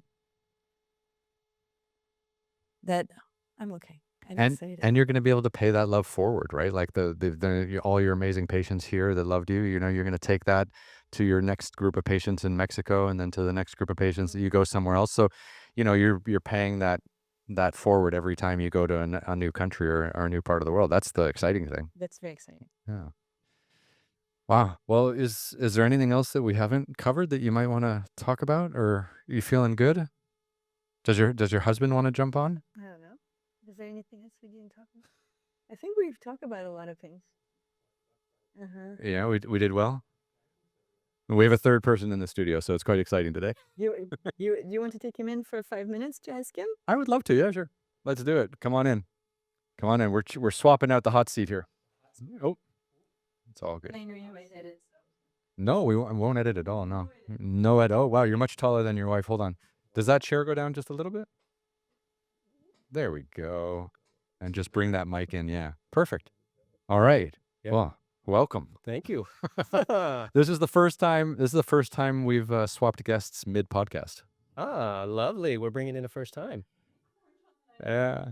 It's too bad because I haven't got the whole camera set up to like have multiple guests, but I'm glad we're able to do this. So, okay, 3 years ago your wife drops this bomb like, "Hey, I need to see more of the world." What are you thinking right away? You're like, "Oh my god." Yeah, that's where I started off. Yeah. Yeah, yeah. I started off there wondering about kind of how to do it, thinking about the kids, not thinking the kids were ready to take on their own independence and have us be gone.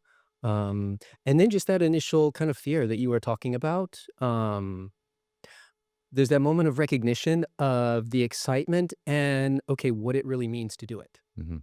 Um, 'Cause those are two totally different things. exactly. Yeah. And my initial thing was getting caught up in what it actually means to do it. And so that was bringing up a little more fear rather than the excitement and the possibility of what could be. Yeah. So it took a little working on from my wife just to kind of drip, drip, drip over time for me to be able to shift into being more focused on the opportunity and taking advantage of the opportunity. And that's what I've said to a lot of people who say, "What you're doing is so courageous. What you're doing is this. What you're doing is that." And I acknowledge that, and I thank them for that, and I agree. But at the same time, I feel like, you know what, we've been given an opportunity, and we chose to take it. Mhm. Um, and we're all given these opportunities in life. We don't always recognize them as opportunities, but we're all given these opportunities in life, and we can either take them or we can let them go. And this one we decided to grab onto. Which is very exciting. Yeah. Yeah. Yeah, it really is. It's funny because like most people tell you, in this world, to go out in your 20s and make mistakes and travel and see the world and then come back and settle down, right? And do your thing. But then once your kids are gone, you might as well go back out again. Yeah, Yeah. yeah. Yeah. Except a lot of, like, friends I have, friends of the family, things like that, they did that, but you know what? They were in their mid-60s kind of before they finally started getting around to do that, so they enjoyed traveling, but the way they traveled was very different. Mhm. It's like, "What are you doing?" "We're going on cruises." Yeah. We have our own room, our stateroom, we're all taken care of, everything is all protected and safe, we're only gonna venture in, we're gonna see these places, but we don't have to actually so it's like they're traveling and they're going out there, but the adventure, Mhm. I don't know if they're really adventuring as much as I think they're traveling, and we're kind of interested in an adventure, and for an adventure, I think you need a certain amount of youthfulness, because an adventure is going to put you in uncomfortable situations. That's what it. And That's the that's where the definition. growth is going to come from. Yeah. Yeah, traveling is beautiful because you just get to kind of have these experiences and create memories. But the adventure is about being put in a little bit of challenge, a little bit of adversity that forces you to look at yourself and forces you to grow. And we recognize that, we're at an age now. Yeah, I still want to take that on. Mhm. 15 years from now, I could be at a different place in life, and maybe I'm not going to be, maybe I'm still going to want to travel and have those experiences. I don't know. I don't know if I'll be up for the adventure. Well, I think mobility is a big issue, right? And I think as we all get older, like I've got older parents as well, and like the knees start to go, the ankles, the back, like you start to have real aches and pains, and then carrying a bag, going through airports, getting on and off trains, like that all becomes harder in your 70s, and Yeah. that's completely to be expected. But that's not the time when you should be financially free and traveling the world. Like we all have to figure out how to do this when we're younger, and we can actually take advantage of it. Yeah. Exactly. Yeah. Yeah. I mean, that's part of what brought us back from France was that my father had gotten to a point that he could no longer make the trip over. Mm. He had respiratory problems, was on oxygen, and it got to the point where he could no longer make the trip. Which one kind of pushed me to come back to actually have time with the family while I knew we had time. But it's also helped me realize, you know what? Yeah, there's a certain age where we might want to travel, but physically it just might not really be the thing for us to do anymore. Time is such a piece of shit, isn't it? It can't be, except that's my challenge is because I don't really have a concept of time. Mhm. Well, that's good because you're taking advantage of that because you're going off and what executing a life-changing plan Yeah. with and that's timeless. Yeah. Yeah. Yeah. It is. Yeah. It is. So, I mean, what's it like having a wife that grew up in Africa and, has been kind of all around the world and like what is that conversation like when you're asking questions about like, well, I don't know what it's going to be like out there or I don't know about going to this continent over that continent like cuz I think she said basically, she's kind of fulfilling this dream of traveling around and seeing more. Yeah. I'm just curious like how how the conversation goes when you're dealing with such a world traveler, someone who's lived on other continents. Ooh, you know what? I think in some ways it's a two-sided coin. In certain respects, I think it makes it a lot easier because she's already had experience. Um, and so on the one hand, I know traveling with her, I don't have to travel with someone who's never traveled before That's so good, right? because that makes a difference, doesn't it? Yeah. It's like if you're traveling with someone who's never traveled before and you kind of know you have to be responsible for kind of everything. Mhm. Whereas when you're traveling with someone who's traveled before, you're really just traveling with a companion. And it takes the temperature way down. Way down, and you get to just feed off of each other and work off of each other, and, yeah, so there's that upside there, which makes it really easy, and then at other times, it's difficult because it makes me have to look at myself a little bit more, and that's really what I learned living in France, is I learned a little bit of space. I saw the world only as an American until I lived in France for all that time. Mm. How many years were you there for? 12. Okay. Yeah. Well, that's a long 12, time. almost 13. Yeah. Yeah, long enough to become fluent, to really, um, become a little bit more European, so that when I actually came back here to the States, I didn't look at the US as an American anymore. It's like I was able to kinda look at the US as a European. And what was that experience like? It was it was it was kinda surreal. Mhm. At the first point, it was surreal, and then right after that, it was, like, so enlivening and refreshing because I was able to step out of that bubble that told me things are only one way, and I was able to actually go, "Yeah, no, well, you know what? It kinda just depends on the culture you're in and who you're around as to whether this is the way to do it or that's the way to do it or that's the way to do it." Um, Think about how many more options you're going to understand or how many different ways of life or ways of practice you're going to understand 3 years into this trip. Like 3 years from now, you're going to come back to the United States and be like, actually, there's 100 different ways to do this. Like, because they do different things in different countries. So you're going to be collecting this massive amount of information about how to help people. yeah, Yeah. yeah, and that's what I love, that's what I'm looking forward to. But also in that it's gonna help me grow because if I'm only exposed to the same things, I can only grow as much as those experiences allow me to. I need new and different things outside of my sphere kind of normality Mhm, for me to really grow. And that's really that's one of the biggest things I'm looking forward to in this mhm. is that opportunity for me to grow in ways that I don't even know I'm capable of doing yet. Yeah, you won't know until you got boots on the ground. Yeah. Yeah, Yeah. Uh-huh. yeah, Exactly. and that's when everything changes. Yeah. Yeah. Yeah.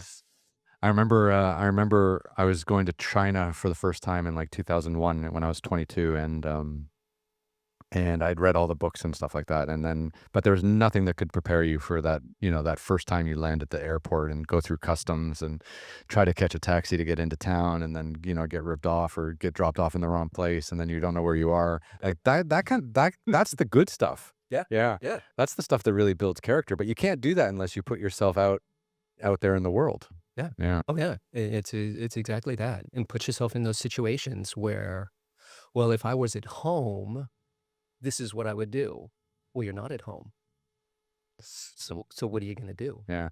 I like for me, the aspect of traveling I liked the most was the problem solving, right? Yeah. And, figuring out, like, how to get from A to B, figuring out the logistics, figuring out where to stay, figuring out what to see or what to do, and being in a country where English isn't the first language, and then you have to communicate in other ways. Yeah. But then when you get there and you execute your plan, it's so rewarding and you feel so empowered, and it's like nothing else in the world doing that in the United States where everyone speaks English and you can communicate effortlessly. I had that conversation with so many French people who, would just kinda ask a little bit, "What's the difference? What's the difference?" And that's a part of what I would say in the mentality difference, which I think for anyone in North America, you can travel for hours, you can travel for days, and you're still in the same country, the same language, the same culture, more or less, little variations, but the same culture, money, everything is the same. Europe, other areas in the world, you travel 3, 4 hours, a half a day. Now you're in a different country with a different culture, a different way of looking at life, a different way of doing things.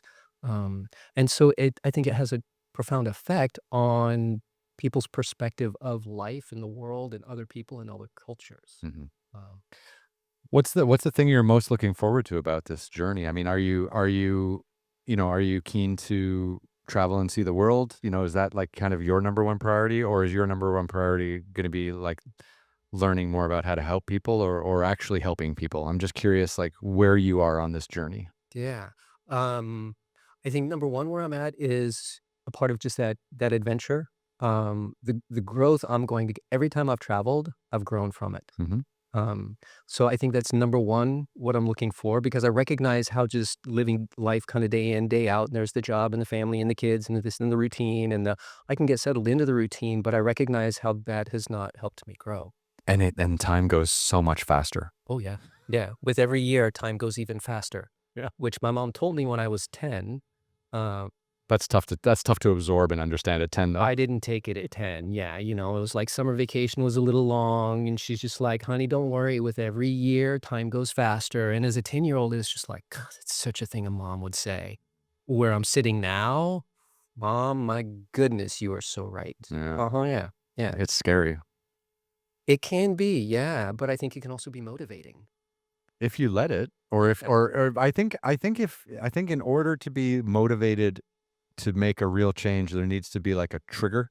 Yeah. And I think the situation with your house and your kids, like, I feel like that maybe was, like, a bit of a trigger. Like, if that didn't Definitely. happen, maybe that you wouldn't have been forced to think out of the box and think, well, why don't we use this opportunity to do something really different, Yeah. instead of maybe just moving to another city in the United States, or whatever. You're using it to kind of fulfill, like, it seems maybe like a lifelong dream.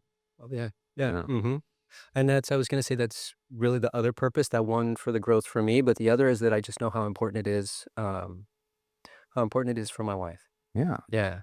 And a part of me is really excited to see her on this adventure and see how she grows and Well, how yeah, she gets fulfilled.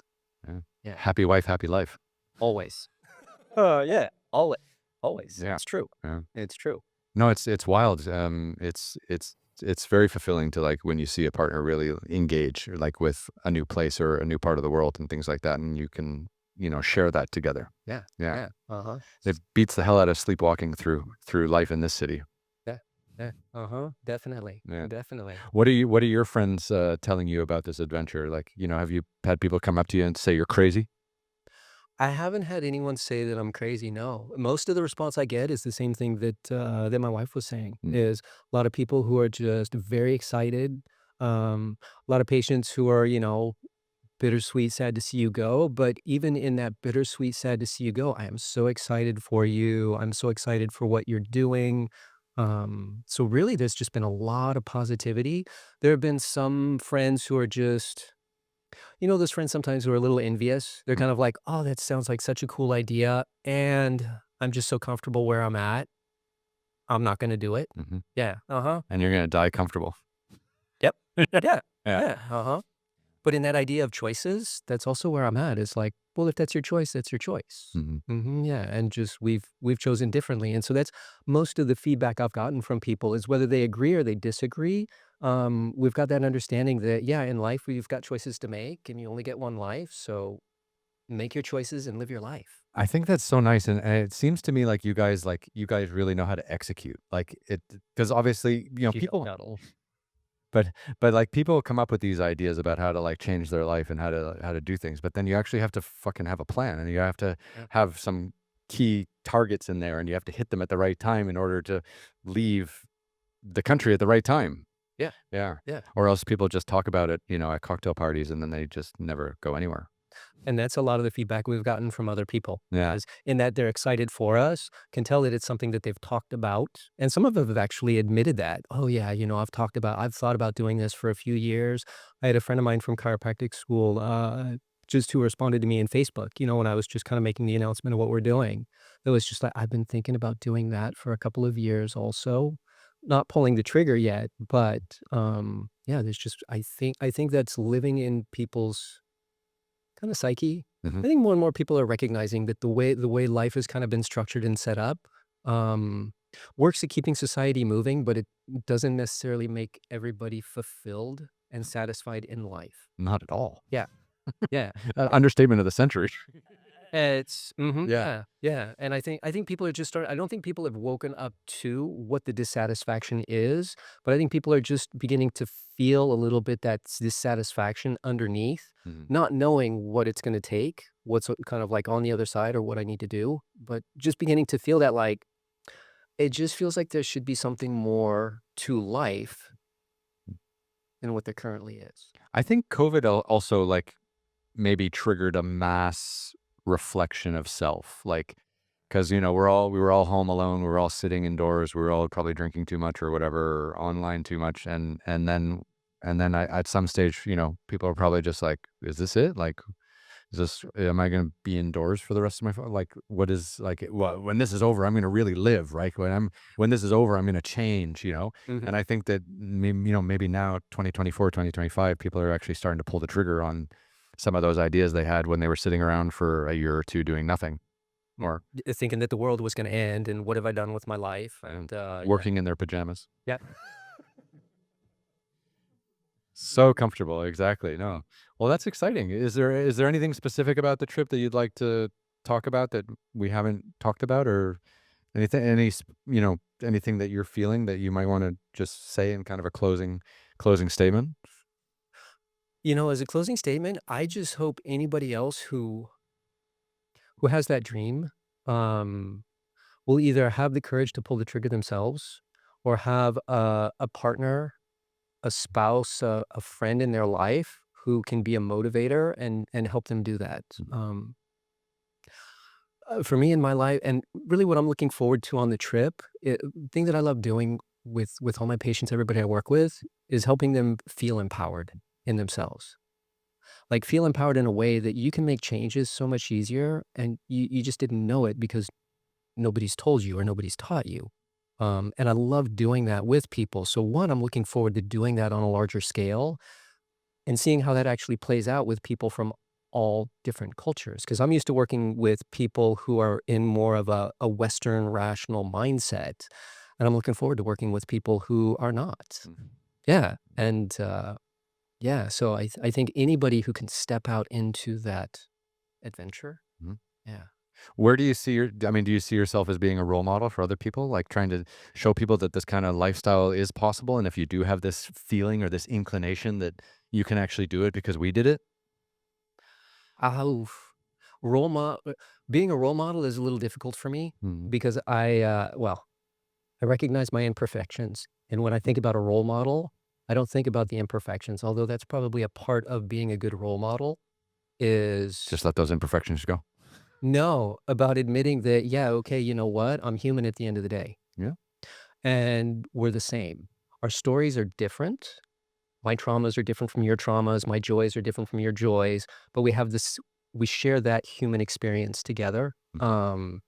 And so as a role model, I would feel very touched, really, if people would take me as a role model, and that would give them the motivation and the courage to move on. Mhm. Yeah. Uh-huh. Well, you're not in I mean, I think it's incredibly motivating and it's quite exciting because like you're not in your 20s, right? Like you have a you have a life, and you have things that you have to give up and those things that you're giving up are significant. Like when I moved to China when I was 22, I had nothing. I had like $500 in my bank account and I didn't own anything. I had like it was the bag on my back and that was it.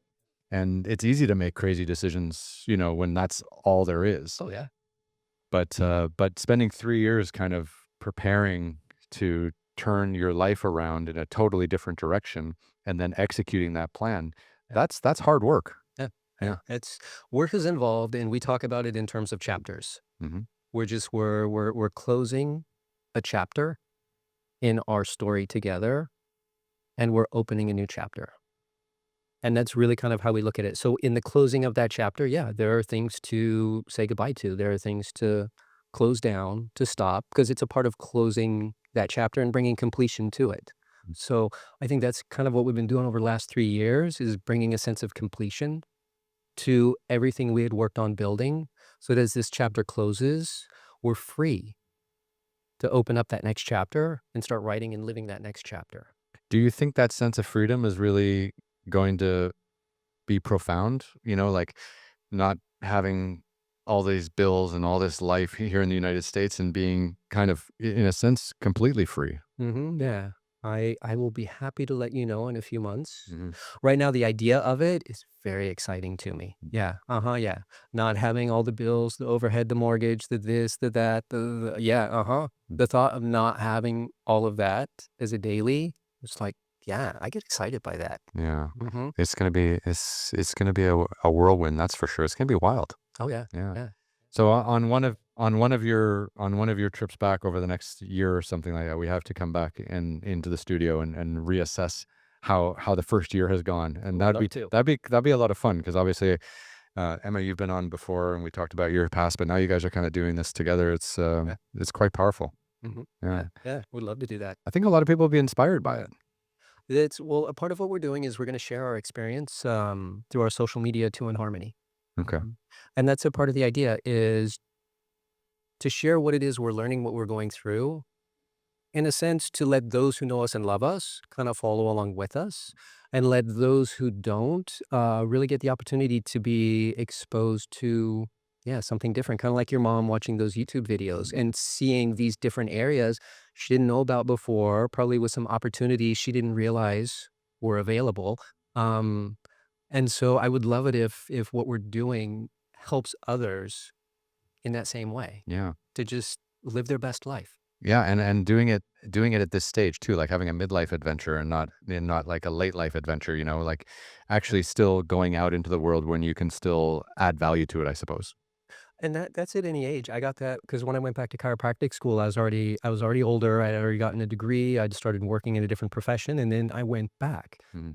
And some of the friends at that time was just like, "Oh, it's like you're going backwards. How long is it going to be until you graduate?" And but my response to them was, "You know what? Those 4 years are going to go by anyway. Mhm. Either I will have achieved what I want to set out to achieve, or I've just continued on the same path that I'm on, but those 4 years are going to go by no matter what." Mhm.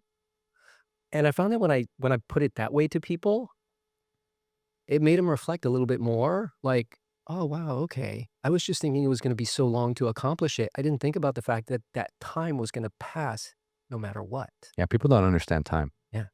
Yeah. I definitely don't, Okay. but I at least understand it that much. No, you got that bit. Like Yeah, that's the bit. It's like time goes by no matter what the hell you do, so you might as well do something valuable and worthwhile. Yeah, Yeah, yeah. doesn't matter how old you are. No, no, it really doesn't. It Yeah. really doesn't. Because if you think you're too old, then you've given up, and that's kind of sad because life is to be lived. Mhm. Yeah, Absolutely. yeah. Well, this is great. Well, look, I wish you both the best of luck. And I know you're Thank you. leaving in a few days, but good luck with it. And yeah, please come back and let us all know, what that first year looks like and where you guys have been. And I think the stories that you'll have from those experiences will be beneficial to anyone listening, because I think, like you said, like a lot of people have that little seed in the back of their head, like maybe I should try to do something a little crazy and try to change my life in some way. And then, that seed grows and moves to the front of the brain when you start to hear other people doing it and things, and learning their experiences, because the logistics of it, and again, like that fear factor, people just Yeah. are terrified of change, and with change comes risk, Yes. and that's kind of outside of what most people are willing to deal with. Yeah, Yeah. yeah, yeah. It is. It is. It's a little unfortunate, but. It's okay, or else it'd be crowded out there, right? Well, that's true. That's true. Then it gets a little too crowded, and it's not as much fun. We can't have 350 million Americans traveling around the world all at once, so some are going to stay here. So some need to hold down the fort. Yeah, Yeah. so you guys can go out and live your best life. Yeah. That's great. Yeah. Well, like, we can go up here, camera 4, so people can see we're in the same room. And very nice to meet you. Pleasure meeting you too. And I wish you and Emma the best on your trip. And let's make sure we stay in touch. Yeah, definitely. All right. Definitely. Thank you. Good luck out there. Luck to you too. Thank you. Bye-bye. All right.